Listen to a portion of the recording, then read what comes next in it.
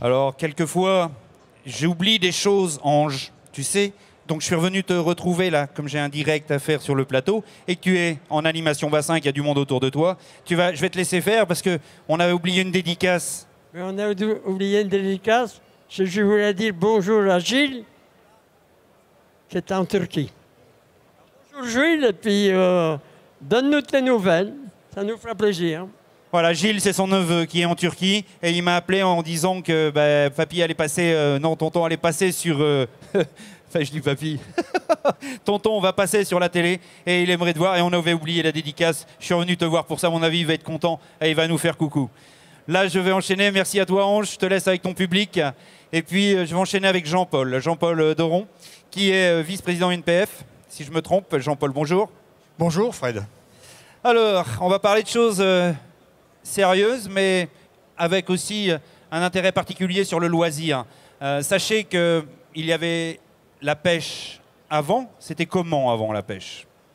Dire que la pêche avant, c'était tout simplement une activité de loisir de pleine nature, mais sans qu'on en mesure véritablement à la fois l'importer, l'intérêt, à la fois pour, le développement de nos territoires, et puis aussi pour l'activité économique. Et ce salon, voilà. On est là, le témoignage. Moi, j'ai commencé, tu sais, j'étais plus petit que Ange, pratiquement, parce que j'étais tout petit, et j'ai vu l'évolution progressivement. Et c'est grâce à des actions menées par des gens comme toi aujourd'hui.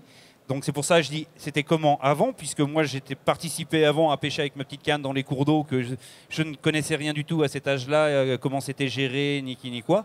Et puis, il y a maintenant. Et maintenant, c'est plus la même chose, parce que vous faites un travail considérable sur le milieu aquatique. Donc tu peux en dire deux mots, parce qu'on parle de poids économique en fin de compte.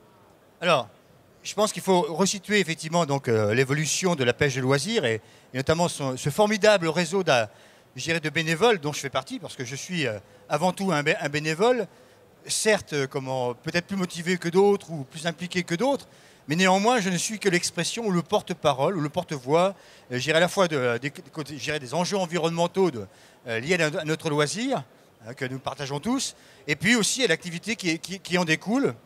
À la fois, l'activité directe, notamment en matière des investissements, des actions que nous menons, nous, réseaux associatifs, et puis aussi tout ce qui est généré indirectement.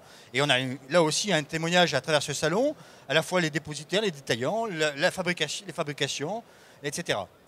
Alors on a quand même un réseau de pêcheurs non négligeable en France. Oui, aujourd'hui, et je vais faire cette annonce au salon, on a augmenté de plus de 3%, donc entre 2013 et 2014, plus de 3% des effectifs. C'est dire si effectivement, aujourd'hui, ce loisir un peu désuet, que d'aucuns voudraient considérer comme désuet, a largement évolué à la fois dans l'image que l'on donne, à l'extérieur, et puis aussi dans l'animation et dans son développement.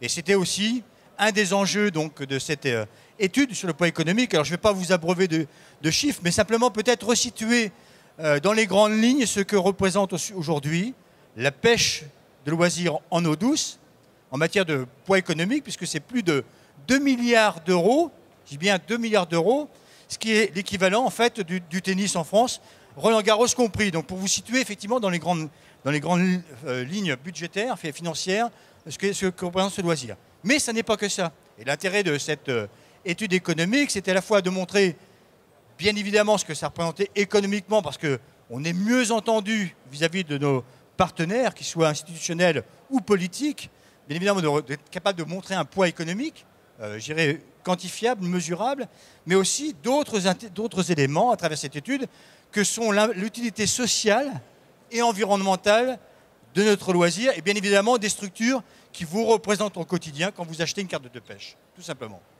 Alors, tout à fait, à savoir que ce poids économique est non négligeable, on peut le constater sur un salon comme celui-ci, où vous, sur votre stand, vous avez eu un nombre ce matin de visites inconsidérable. Les plaquettes, comme tu disais, ont disparu parce que c'est une visite permanente. Les gens encore ont besoin toujours de conseils, de savoir comment s'approcher le plus près de ce milieu aquatique, parce qu'on est là pour... C'est fédéré, hein, ils sont là, ils gèrent le milieu aquatique, ils gèrent les pêcheurs. Et moi, étant pêcheur, je suis aussi guide de pêche, donc je fais partie de ce poids économique parce que j'encadre des enfants toute l'année, ainsi que des adultes, bien entendu. Hein. En France, on a quand même de plus en plus de moniteurs guides de pêche. Hein. Il y a une fédération de moniteurs guides de pêche. Il y a une véritable filière économique, là aussi, et humaine.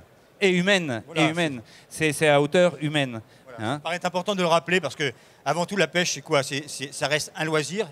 Certes, il faut parler du poids économique, mais c'est un loisir que l'on doit partager à la fois en famille, entre amis. Et je pense que c'est aussi le message qu'on doit porter les uns et les autres, et quel que soit le niveau, là où nous sommes dans cette filière, hein, qu'elle soit professionnelle ou non professionnelle, ou simplement bénévole, je crois qu'on travaille tous pour la même chose.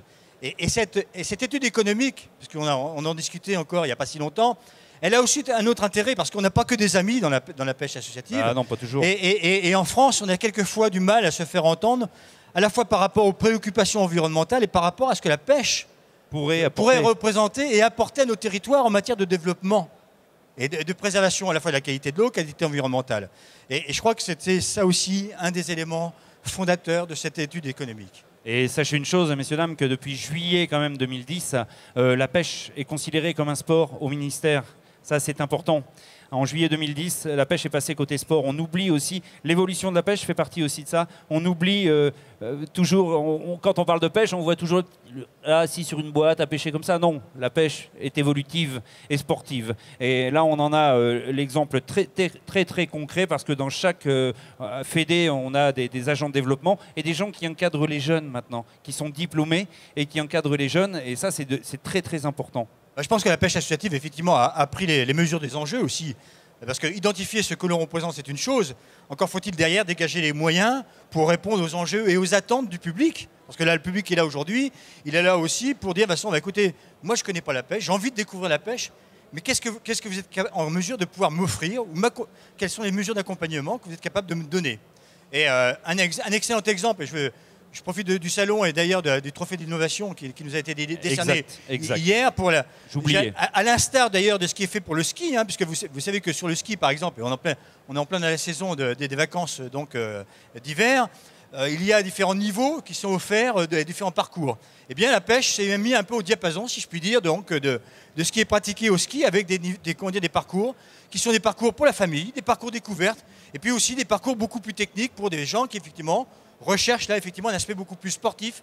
Hein, donc par rapport à là, il s'agit bien évidemment de mettre en adéquation l'offre et la demande, tout simplement. Voilà, on labellise des parcours, voilà. Parcours handicapés, parcours sportifs, parcours no-kill. Plus ça va, plus on labellise des parcours. Donc sachez une chose, c'est très important. On se rapproche progressivement du milieu sportif, mais vraiment intégré, quoi. Chaque fédé fait des efforts, fédération de pêche départementale elles font des efforts de plus en plus chaque année. Donc moi j'estime que on doit remercier ces gens qui officient toute l'année pour le bien-être des pêcheurs. Jean-Paul, tu as quelque chose à rajouter? Oui, simplement de rappeler qu'on est là au service des pêcheurs, qu'on est avant tout élu par les pêcheurs aussi, parce qu'il y a des élections démocratiques dans le milieu associatif pêche, et puis on est aussi là pour porter des messages politiques. Alors pas de la politique politicienne au sens étymologique du terme, mais simplement parce que tu connais mon engagement par ailleurs et sur un certain nombre de dossiers environnementaux. Aujourd'hui, la pêche souffre quelquefois cruellement d'une image quelque peu dévaluée. Et c'était, là aussi, je reviens à l'objectif même de cette étude économique, c'était de montrer qu'elle représentait un point économique. Et au-delà de ça, qu'elle porte des valeurs. Et des valeurs humaines, sociales et environnementales. Et là, on est vraiment à la croisée des chemins du développement durable. Et la pêche se veut effectivement, qui plus est au-delà des événements qui remettent en cause les fondements même de notre société quelquefois, la pêche est là peut-être pour rassurer et gérer cette société qui va quelquefois mal, mais on est là aussi pour l'accompagner. Moi, pour résumer, je vais dire allez au bord de l'eau, faites-vous plaisir, allez pêcher et rencontrez des gens comme Jean-Paul sur son stand. Il n'est pas seul, il y a des agents de développement autour de lui qui vont vous conseiller sur quel type de parcours vous pouvez utiliser. Merci à toi, Jean-Paul. On te retrouve sur ton stand qui est là d'ailleurs. Il est juste derrière le podium. Merci, on peut applaudir parce que vraiment c'est de l'exercice de style haut et fort. Merci Jean-Paul. Allez, on se retrouve. Merci à vous.